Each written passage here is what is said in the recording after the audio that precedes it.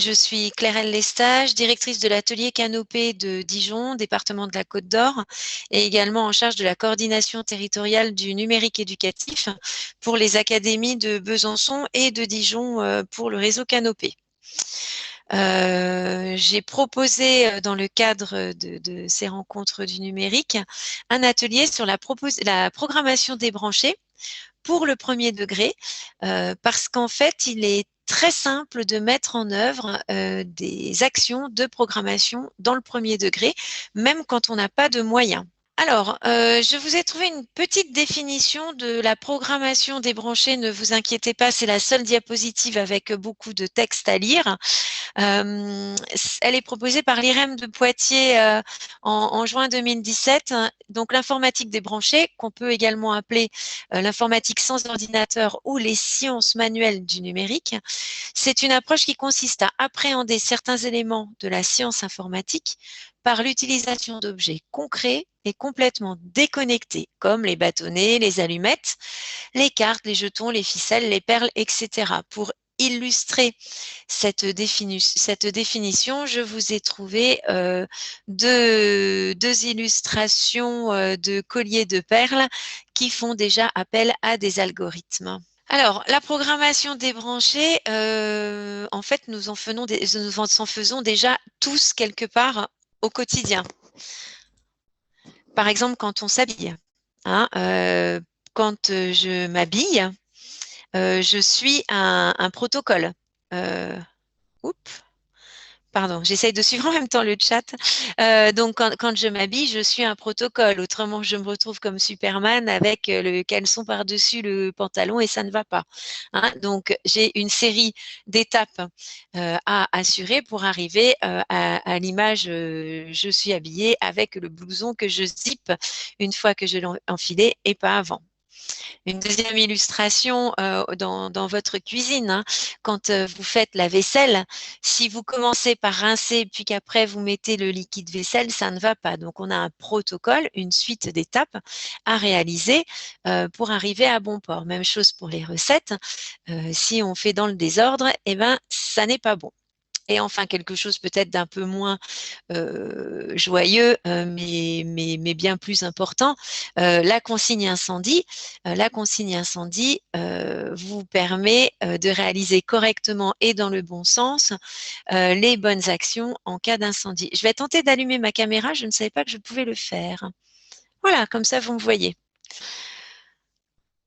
Donc, toutes ces petites illustrations, on peut les rattacher à la notion de programmation et débrancher, parce que la programmation débranchée ne fait pas appel ni à l'outil informatique, ni aux petits robots pédagogiques, on en reparlera tout à l'heure. Alors, pourquoi est-ce qu'aujourd'hui je vous ai proposé un atelier autour de la programmation débranchée et surtout pourquoi est-ce qu'on doit faire de la programmation débranchée?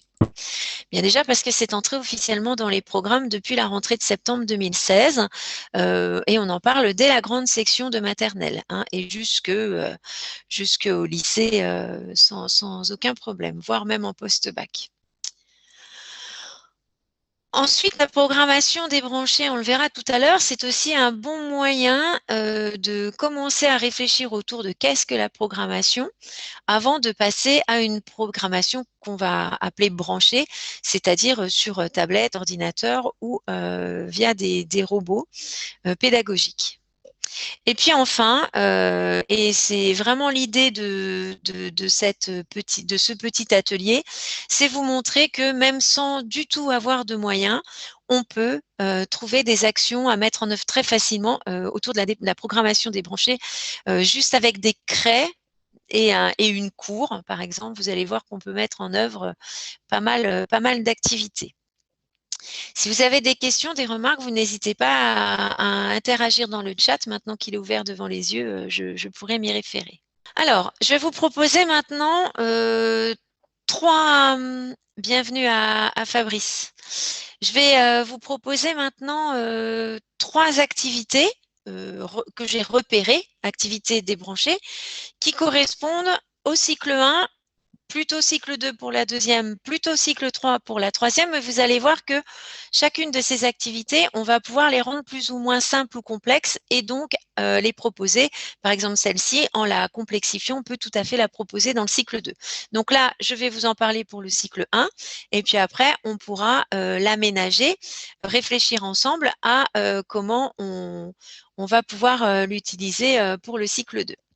Alors, cette activité, elle s'appelle la poule et le poulailler ou encore le robot idiot. Donc, je vais vous décrire l'image que vous avez sur la droite. Au début, j'avais prévu de vous les montrer comme ça, mais c'est un petit peu compliqué. Donc, vous avez un quadrillage. Ici, je l'ai fait avec du tissu et du ruban.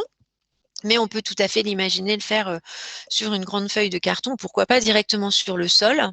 Les carrés sont de 15 centimètres sur 15 centimètres. C'est extrêmement important parce que vous allez voir qu'après, au niveau de la bascule sur une activité branchée, on va garder les mêmes repères.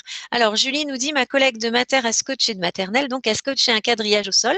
Oui, assez grand pour que les élèves y évoluent sous des directions des pairs. On va en parler. Hein, c'est le fameux robot idiot, ce que vous êtes en train de décrire, Julie. Alors, sur ce quadrillage, on va retrouver plusieurs éléments. En bas à gauche du quadrillage, c'est une poule. Alors, c'est une poule que j'ai réalisée moi-même à base de 2 carrés de tissu, mais vous pouvez tout à fait prendre une peluche déjà existante. Et puis, si à la place de la poule et du poulailler, vous vous retrouvez avec le lapin qui doit rentrer dans son clapier, c'est absolument pas un problème. Ensuite, on a une espèce de tache noire, donc qui est un bout de, je ne sais même plus de quoi, de tissu, je crois que j'avais trouvé en noir, qui représente une mare. Et comme vous le savez, les poules ne nagent pas. Donc la mare, c'est un obstacle dans ce quadrillage. On ne peut pas passer par les cases qui sont recouvertes par la mare. Et puis ici, on a 2 vilains renards. Hein. Donc ce sont les 2 pastilles rondes avec des illustrations de renards dessus. Et vous savez que les renards mangent les poules. Et dans l'angle complètement à gauche, nous avons le poulailler. Voilà. Alors, un peu dispersé au sol, ce sont des cartes pour se déplacer. Donc, vous avez j'avance, je recule, je tourne à droite, je tourne à gauche. Et puis, des éléments un petit peu plus complexes, je vous en parle après. Alors, la question, enfin, le pourquoi utiliser cette activité débranchée, c'est du repérage sur du quadrillage. Donc, comment est-ce qu'on déplace un objet, en l'occurrence la poule, sur un quadrillage? Alors, pour que ça fonctionne et pour que ça prenne, quand on va travailler la programmation, que ce soit en branché et en débranché d'ailleurs, il est vraiment extrêmement important de définir une mission. Donc là, la mission, je vous la verbalise en expliquant aux enfants, hein, aux élèves, je suis la poule, enfin vous êtes la poule et il va falloir aller au poulailler sans se noyer dans la mare et sans se faire manger par les renards. Pour ce faire, je suis allée un tout petit peu vite, pour ce faire, les enfants vont pouvoir utiliser les petites cartes que vous voyez sur l'image. J'avance, je recule, je tourne à droite, je tourne à gauche. Et là, je reviens sur la contribution de Julie Brunet dans le chat. Si jamais vous êtes face à des élèves qui ont du mal à comprendre que quand je dis j'avance, je tourne, ça ne veut pas dire j'avance, je tourne et j'avance, d'accord? Eh bien, s'il y a des problèmes de compréhension au niveau de la représentation de l'espace et du fait que de tourner d'un quart de tour sur la gauche, ça ne veut pas dire tourner et avancer, par exemple, vous pouvez tout à fait jouer à ce qu'on appelle le robot idiot. Vous avez vu hein, sur le PowerPoint, c'est le deuxième titre que l'on peut donner à cette activité. Et là, on va demander aux enfants de se mettre à la place de la poule ou d'un robot. C'est peut-être plus gratifiant pour les enfants d'être un robot plutôt que de la poule. Et un autre enfant va lui dire avance d'un pas. Donc, l'enfant va réaliser j'avance d'un pas. Tourne. L'enfant va tourner sur lui-même quart de tour à gauche. Et là, il va se rendre compte physiquement, concrètement, que quand il tourne, ça ne sous-entend pas qu'il avance. Voilà, donc pour travailler les déplacements avec les petites flèches, n'hésitez pas, comme vous l'a signalé votre collègue Julie dans le chat, à jouer au robot idiot en quadrillant le sol ou même sans quadriller le sol. Hein, vous pouvez juste dire on avance d'un pas, on tourne à gauche, on avance d'un pas, etc. Alors, Là, je vous ai parlé d'un jeu pour le cycle 1. Quand on est en grande section de maternelle, peut-être que sur l'exemple que vous avez en photo ici, il y a beaucoup de contraintes. Exemple, vous voyez que la mare, elle est sur 2 cases, on peut même la mettre sur 4 cases. Nous avons 2 renards, peut-être que ce sont beaucoup de contraintes. Donc, on peut simplifier ce tapis pour travailler la programmation débranchée. On peut par exemple enlever des contraintes, on peut enlever un renard, on peut enlever la mare, on peut plier la mare pour qu'elle ne tienne plus que sur une seule case, voire même on peut réduire le plateau. Hein. Si vous optez comme moi pour une production en tissu, il est extrêmement facile de réduire le plateau en le pliant. Ce qui explique, et je fais le lien avec ce que je vous ai dit en tout début, là c'est proposé pour le cycle 1, mais on va pouvoir le complexifier et le proposer pour le début du cycle 2 par exemple. Alors, au niveau des petites cartes de déplacement, pour le moment, vu qu'on est en cycle 1, je vous ai parlé de j'avance, je recule, je tourne à gauche, je tourne à droite, en imaginant que l'on maîtrise bien la gauche de la droite. Autrement, on peut juste avec les flèches matérialiser la gauche et la droite. D'accord? Et on a d'autres cartes qui permettent d'aller beaucoup plus loin, comme des cartes boucles. Donc, les cartes boucles, ce sont des parenthèses. Donc, ouverture de parenthèse et une autre carte fermeture de parenthèse.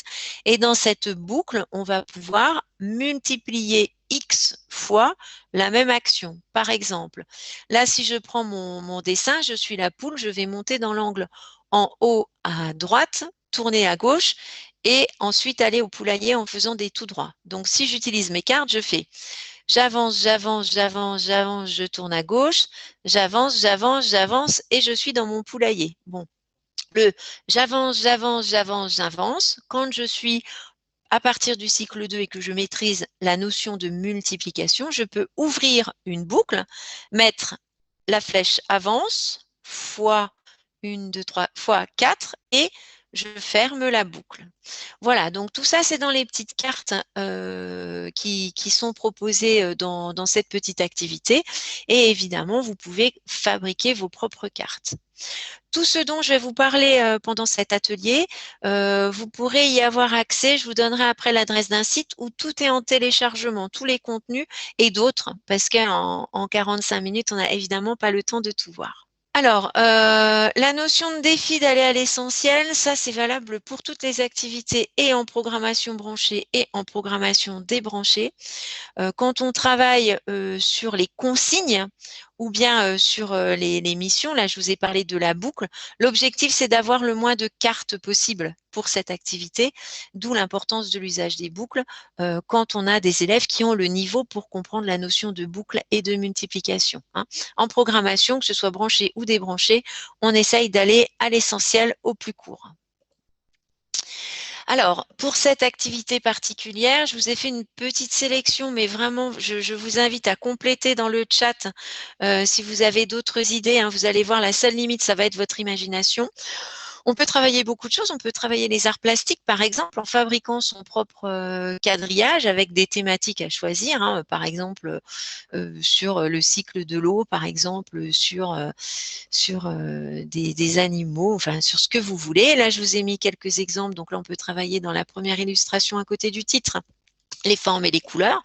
Par exemple, la consigne, ça peut être aller de la sphère jaune j'en sais rien, au cube bleu sans passer par des formes qui comportent plus de je ne sais pas combien de faces, ou bien sans passer par du bleu, ou bien sans passer par tout ce qui a un rapport avec le cylindre. Hein, voilà, ça c'est un exemple. Évidemment, on va travailler le langage parce que ce type d'activité, on va inviter les enfants à communiquer entre eux, les élèves à communiquer entre eux et à se mettre d'accord. Et vous allez voir qu'en programmation débranchée, les langages, les explications que les élèves ou les stratégies que les élèves vont mettre en œuvre, tout ça fait vraiment travailler le langage, savoir s'exprimer, savoir se faire comprendre. Bon, je vous ai mis quelques petites idées comme ça, hein. Par exemple, en maths, ne passer que par des nombres pairs. Vous avez un exemple avec les lettres de l'alphabet, j'évite les voyelles, par exemple. Et en conclusion, bref, la seule limite, c'est votre imagination. Et alors, on va faire le lien vraiment très, très évident entre cette activité débranchée avec des activités branchées. Peut-être que vous connaissez, hein, donc là, je vous ai mis un B-bot en jaune, un blue-bot en transparent avec ce qu'on appelle la barre de programmation qui correspond aux différentes étapes de déplacement. Vous avez même la possibilité de mettre des boucles. Ça, c'est avec ce qu'on va appeler les robots pédagogiques. Hein, il en existe vraiment beaucoup, c'est pas compliqué de les trouver. Et puis à droite, je vous ai mis un petit site internet où on va faire une programmation par bloc, un petit peu comme du Scratch, mais vraiment tout petit niveau. Il faut quand même être lecteur, hein, parce qu'elle est, bien que à la limite, on ait les petits symboles qui peuvent suffire. Peut-être en grande section, moi j'ai jamais essayé en CP, ça fonctionne très bien. Et là, donc, on a Marco, le petit personnage que vous voyez de dos. Le site s'appelle Run Marco. Et vous avez, je vous donne tout. Ah, d'accord. Alors, Wafa, je vais essayer. Je jongle entre plusieurs écrans. Je vais essayer de tout vous donner, mais autrement, je vais vous donner tout de suite mon adresse mail, comme ça, je vous renvoie tout. Ce sera peut-être plus simple. Excusez-moi. Comme ça, vous pouvez la noter tout de suite si jamais vous avez un problème de déconnexion. Je vous envoie tous les liens, le PowerPoint, tout ce que vous voulez. Il suffit juste de m'envoyer un petit message. Voilà. Donc là, Run Marco, c'est vraiment ça. Hein. C'est je tourne à droite, j'avance, j'avance, j'avance. Et puis quand je clique sur le bouton vert, le petit Gugus se déplace sur les petits pavés et doit arriver à un pavé cible. Et quand on a atteint son pavé cible, on passe au niveau supérieur. Très, très sympa à faire, même avec les élèves en autonomie. Ça fonctionne très bien. Voilà donc pour cette première activité dédiée au cycle 1. Est-ce que tout va bien pour vous? Je vous invite à me mettre OK, un petit pouce en l'air ou OK. Alors j'aimerais mieux, Bernard, s'il vous plaît, que ce soit vous qui m'envoyez un petit mail, parce que j'ai peur de perdre la connexion également, pour être honnête. Je suis à la maison et on est plusieurs sur le réseau familial. Donc n'hésitez pas à m'envoyer un message en me demandant juste le support et puis je vous envoie tout ça dans la foulée. Alors, on continue. Alors, cycle 2, 3, hein, vous avez bien compris, toutes les activités que je vous propose vont pouvoir être mises en œuvre en fonction du côté compliqué ou pas. On peut rendre plus compliqué toutes les activités.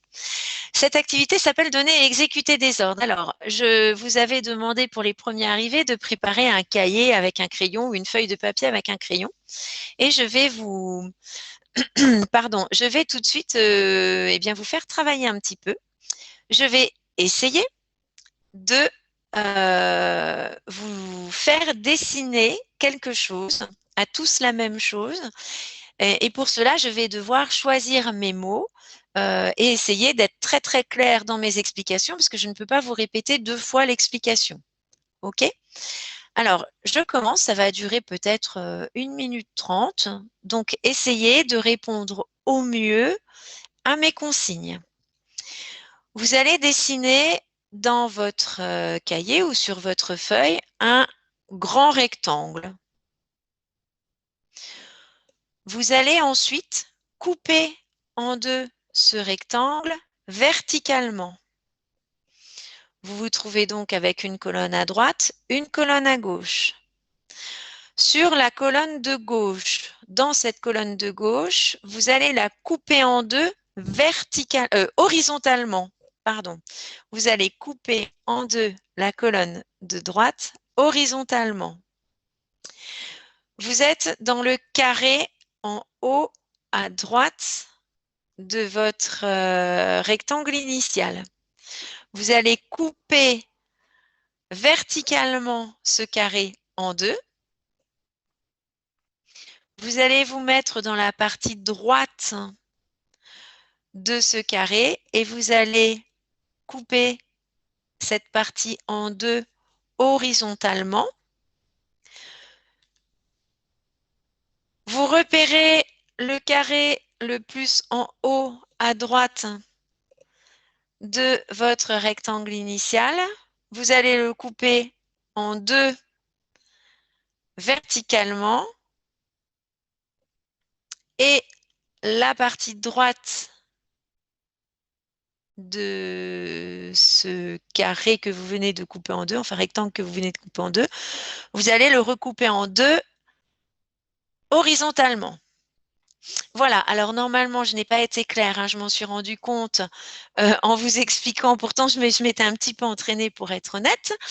Normalement, si tout va bien, vous devriez avoir devant vous Ouais, alors Julie, merci, super. Voilà, donc avec Julie, on se comprend, mais c'est complètement normal si c'est pas du tout ça. Non, c'est parfait, hein. Ah non, c'est presque parfait. Non, mais on dit qu'on voit pas le. J'avais Parce que je entendu crois que. à gauche au début et en fait, c'était à droite. Alors, moi, je crois que je ne sais pas ma Ouais. droite de ma gauche. Bravo à Bénédicte. J'ai le Enfin, même bon, alors problème. clairement. Non, alors c'est pas vous qui avez le problème, hein. Clairement, j'ai dû dire horizontal à un moment donné au lieu de vertical, hein. Quand il y a deux fois la même chose, c'est que la faute vient de la personne qui donne la consigne. OK? Alors, ça, c'est extrêmement intéressant, ce petit exercice, et merci, merci d'avoir joué le jeu, hein. Vous voyez dans le partage d'écran, et vous l'aurez compris, A, c'est pour les tout petits, bien que vous êtes avec des petits, vous leur dites, vous avez une feuille, vous commencez par dessiner un rond, qu'est-ce qui va se passer? Ils vont faire un rond au milieu. Donc, il faut commencer par dire on divise la feuille en trois dans sa tête. Attention, diviser. Est-ce que tout le monde va bien comprendre diviser, etc., etc. Hein, voilà. Donc, on a des petites formes comme ça à reproduire assez simples pour le A et le B. Et puis, quand on en arrive au F, vous pourrez vous amuser. Alors, peut-être plus avec des enfants plus grands, enfin des CE ou CM, hein, peut-être pas les maternelles. Oui, oui, c'est très possible, Delphine. Les deux consignes contradictoires, je m'en suis rendu compte en essayant de décrire la forme à reproduire. Vous me pardonnerez, j'en suis sûre.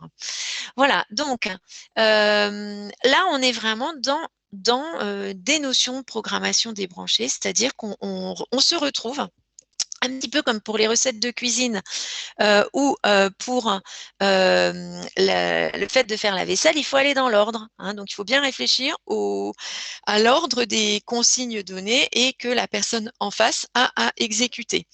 Ça, c'est assez sympa à faire en classe avec des petits groupes. Un élève qui va donner les consignes, les autres qui vont les dessiner.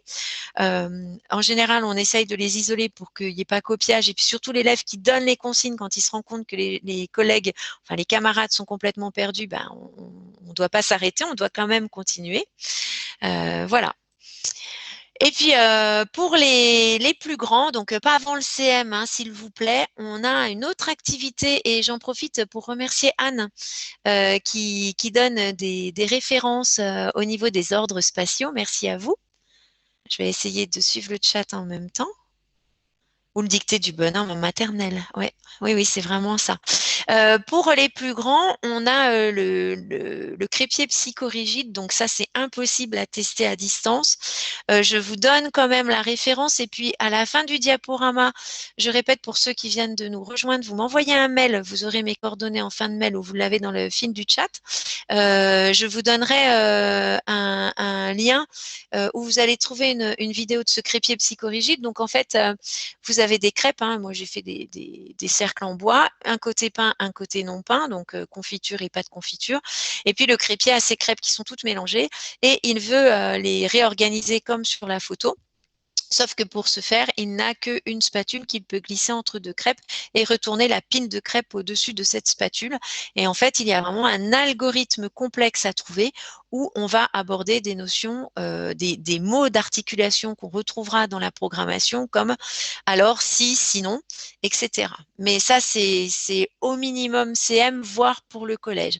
Pour la blague, hein, moi, je l'ai fait tester à mes collègues adultes et certains ont été en difficulté. Donc, on ne propose pas le crépier psychorigide aux petits, on ne va pas les traumatiser.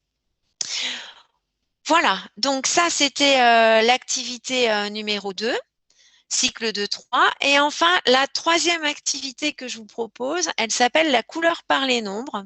Alors, c'est une activité qui se fait en 3 étapes. Première étape, vous avez un code à déchiffrer. Donc là, je vous ai donné l'exemple de la lettre A qui se trouve dans un quadrillage et à droite de cette image, il y a un code réalisé avec des chiffres. Alors, je vous laisse aller 15 secondes voir si quelqu'un a un éclair de génie et trouve à quoi correspond ce code. J'espère juste que c'est assez gros pour vous. Donc, en fait, il y a un lien entre les peu. Alors, nombre de cases blanches et noires avant changement. Alors, Anne, c'est pas mal. Alors, en fait, c'est même plus que pas mal. Je crois qu'on peut dire que vous avez trouvé le code. Voilà, c'est ça. Julie complète. Donc, pour la première ligne, on a un blanc, trois noirs, un blanc. Donc, le code, ça va être de donner le nombre de cases blanches par ligne, hein, nombre de cases blanches, puis le nombre de cases noires, puis le nombre de cases blanches. Le code que vous avez devant vous est compliqué et complexe parce qu'à la ligne 4 et à la ligne 5, on va commencer par un 0 parce que les lignes 4 et 5 commencent par 0 case blanche. D'accord? Donc ça, on est quand même dans un déchiffrage du code complexe. OK? Si jamais vous voulez simplifier ce code, on aurait rajouté une colonne avant le dessin pour que tout commence par un nombre autre que 0 au niveau des cases blanches. Ça facilite la lecture. Voilà, je vous donne juste une petite astuce pour le rendre un petit peu moins compliqué. Alors, une fois qu'on a fait ça, j'ai ma souris, j'arrive pas à mettre sur le bon écran. Voilà.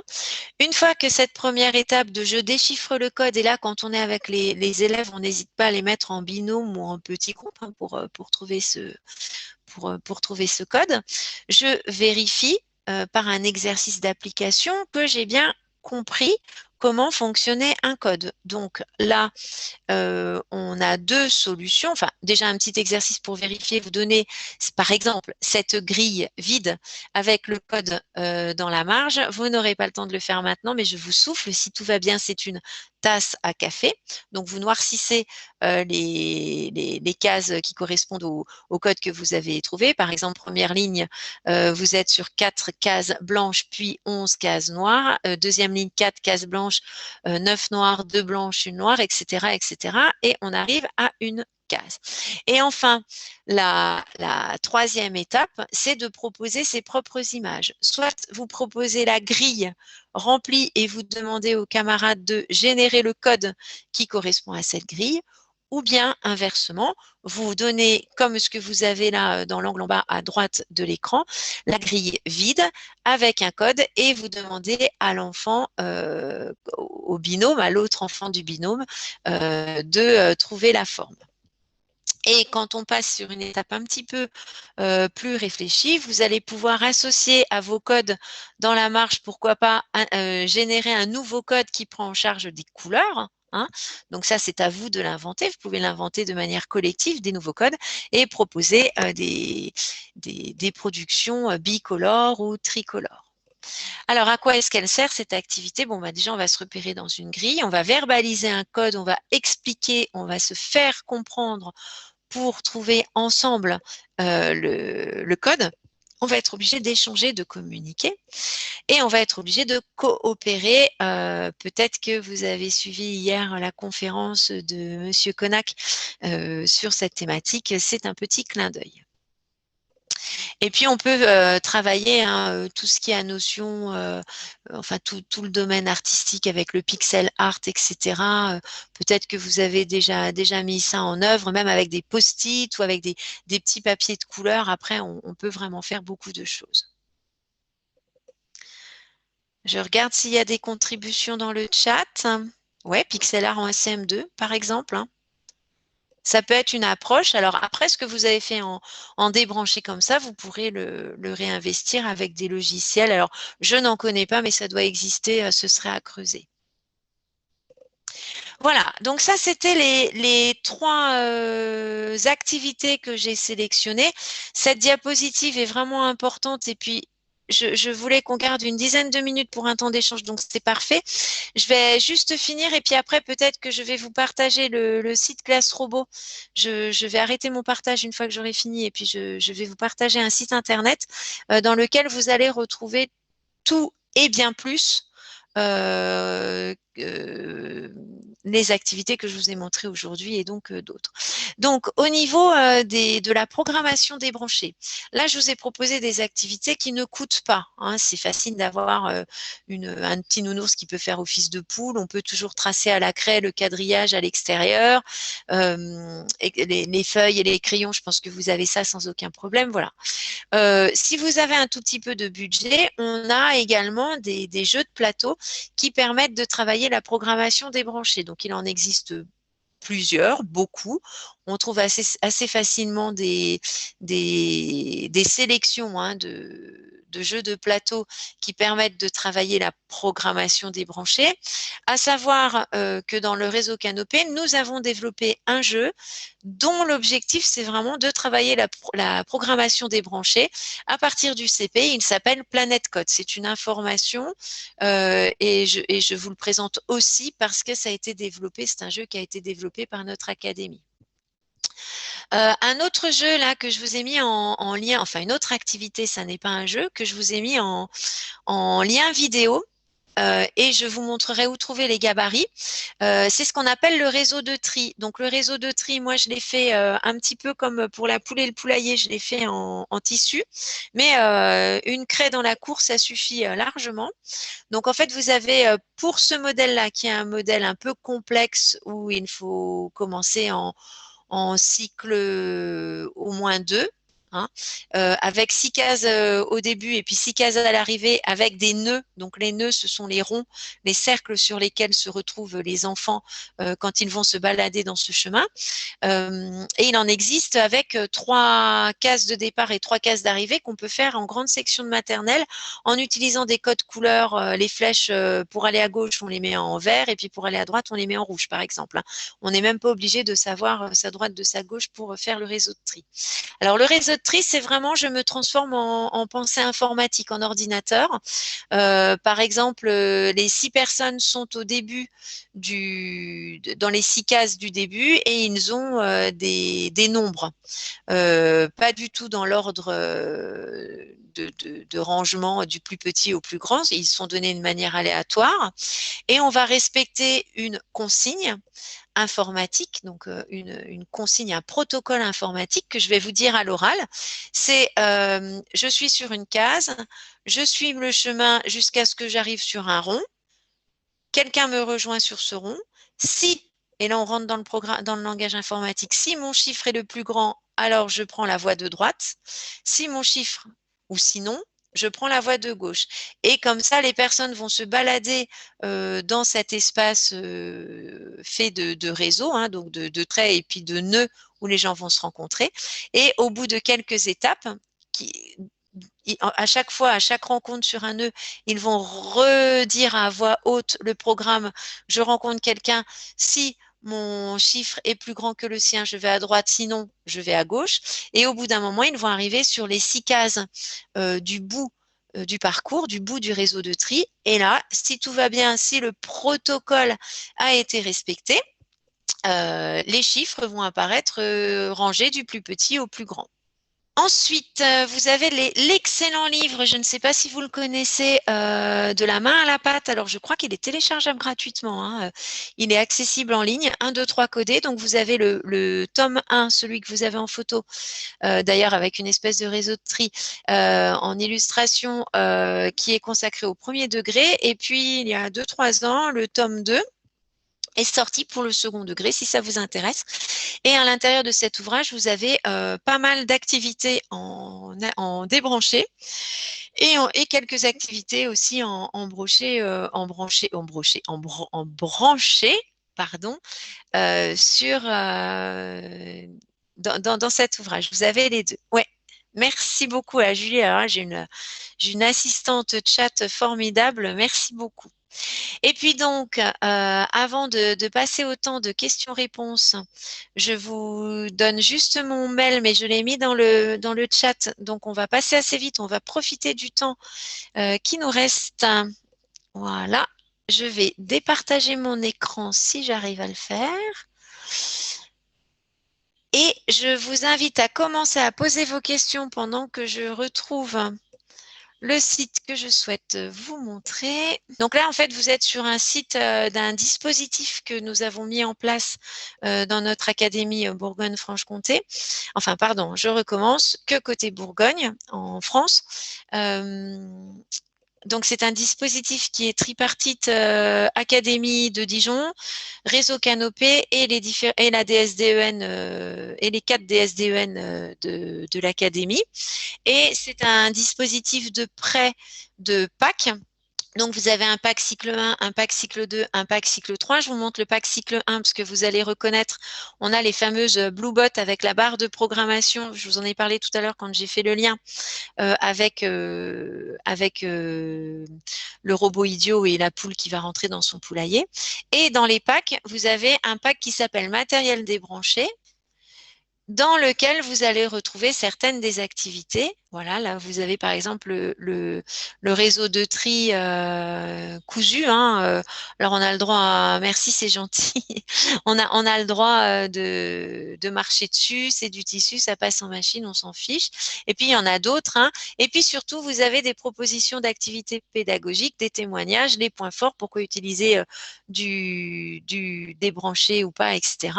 Et puis après, vous avez des témoignages, des retours d'usage en classe. C'est un petit peu ce qu'on demande quand on prête ces dispositifs. On forme les enseignants à un bon usage de ces différents packs et on récupère des témoignages. Donc, je vous laisse vraiment prendre le temps de regarder ce site Internet qui n'est pas le seul à vous proposer des mines d'activités clés en main. On est bien d'accord, c'est Julie qui disait ça tout à l'heure dans le chat. Voilà. Et puis la Fondation La Main à la Pâte, c'est également une référence en matière de programmation débranchée et autres. Voilà, j'ai fini de mon côté. Il reste 4 minutes. Est-ce que vous souhaitez prendre la parole? Est-ce que vous avez des questions à poser? Est-ce que vous avez des choses à rajouter? Je coupe mon micro, je vous laisse la parole. Eh bien, pas de questions particulières de ma part, mais en tout cas, un grand merci parce que je repars avec des tas d'idées à partager avec mes collègues de cycle 1 et de cycle 2 et j'ai passé un très bon moment. Merci beaucoup. Eh bien, écoutez, si vous n'avez pas de questions, vous avez du coup le temps d'aller vous servir un petit café, thé, jus d'orange. Je ne sais pas quelle heure il est chez vous.